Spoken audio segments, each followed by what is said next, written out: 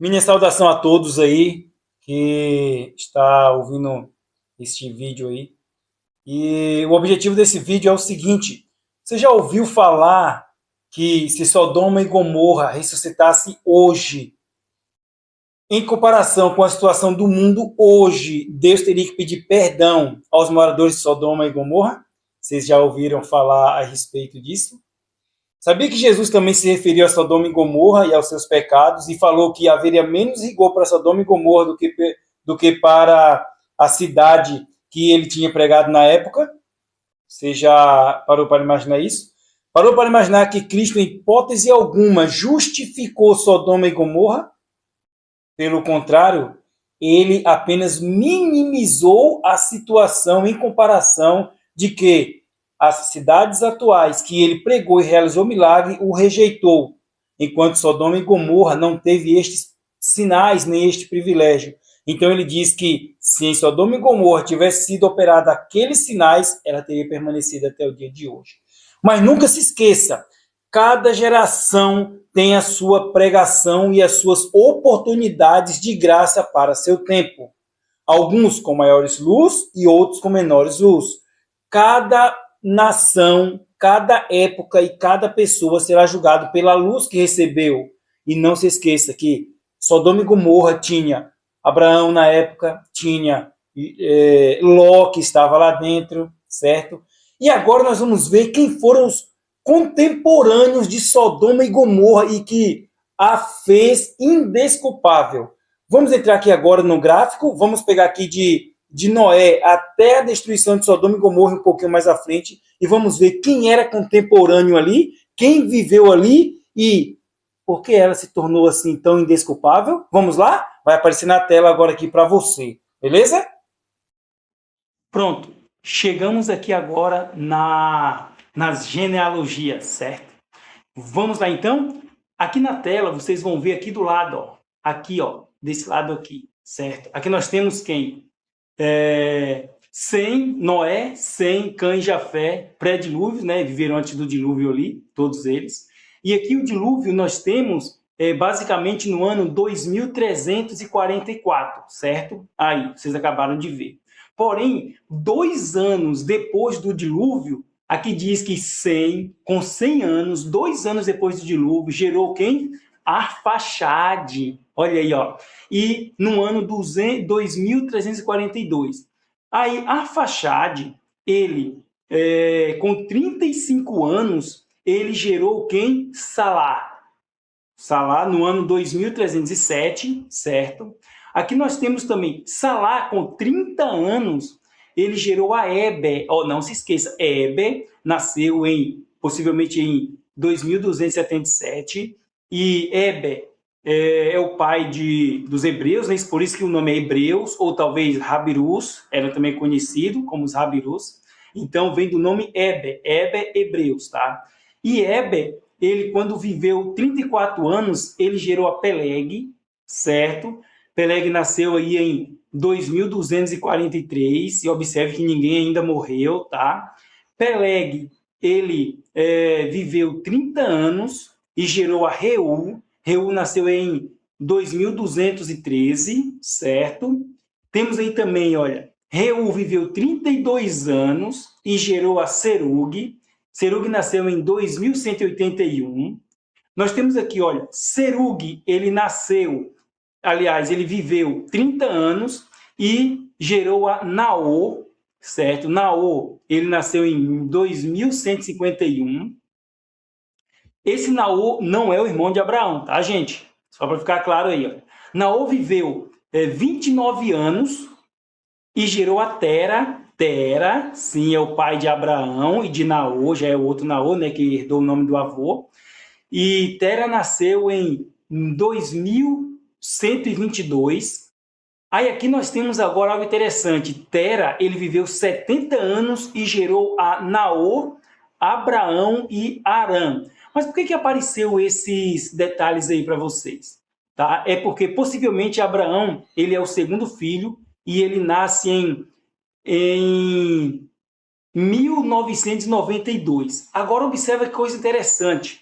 Quando Abraão nasceu, Peleg, ele já havia morrido, certo? Alguns anos antes. E Peleg viveu 239 anos. Aqui nós temos Naor. Naor foi o que viveu menos aí praticamente dessa época. Naor, o avô de Abraão. Na realidade, o avô de Abraão morreu primeiro que ele nascesse, ou seja, morreu antes que ele nascesse, certo? Morreu em 2003 antes de Cristo aí, né? Essas datas, com 148 anos. E Noé morreu em 1994 com 950 anos. Ele viveu 350 anos depois do dilúvio e ele morreu 11 anos antes de Abraão nascer. Então, possivelmente Abraão não conheceu Noé, mas Naor, o irmão de Abraão, ele conheceu Noé. Olha que coisa maravilhosa a genealogia. E Arã, o pai de Ló, certo? Possivelmente nasceu depois, porque a Bíblia fala que ele morreu muito jovem e ele é o único que é notado ali, havendo Arã morrido muito jovem, Abraão acabou criando Ló. E agora, depois que Abraão ele nasce, então agora começa a vir as demais mortes. Reu morreu em 774, com 239 anos. Serug morreu em 1951, com 230 anos. E Tera, o pai de Abraão, morreu com 205 anos em 1917. E aqui nós temos agora um centenário quase recorde. Arfaxade, se vocês voltarem aí, ele é o filho de Sem. E observa, o filho de Sem morreu depois desses todos.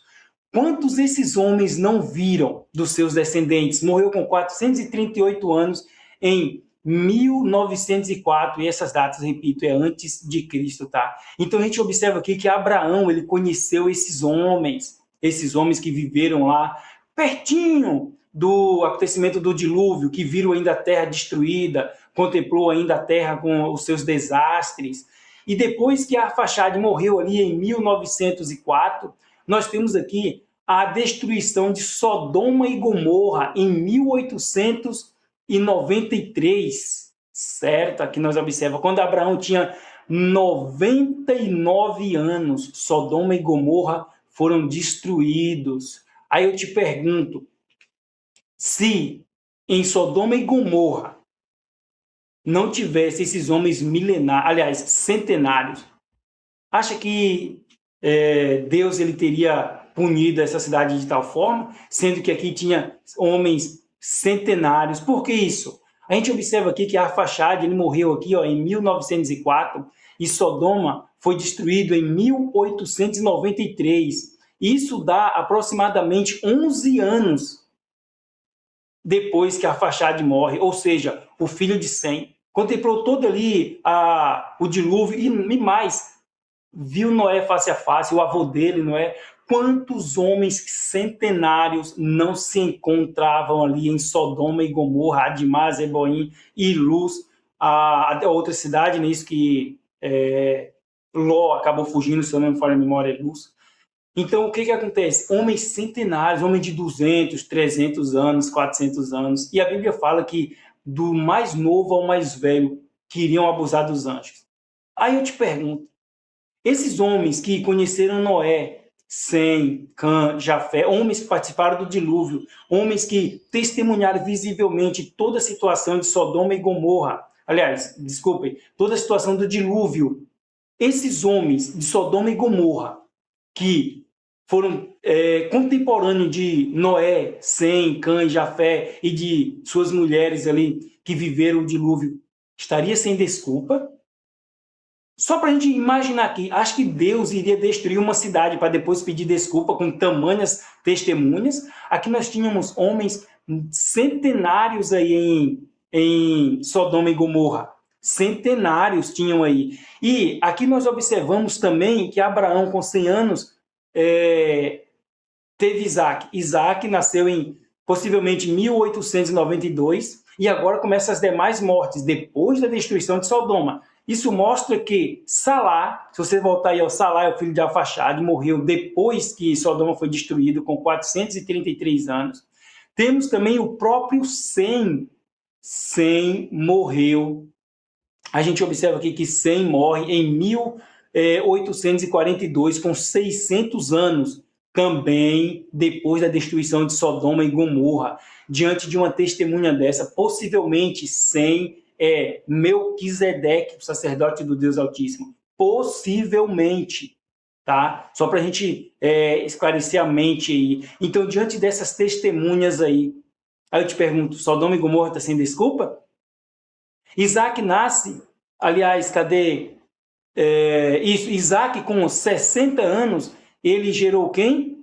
Jacó. E Jacó nasce em 1832. E aí, possivelmente depois, em 1817, Abraão morre com 175 anos.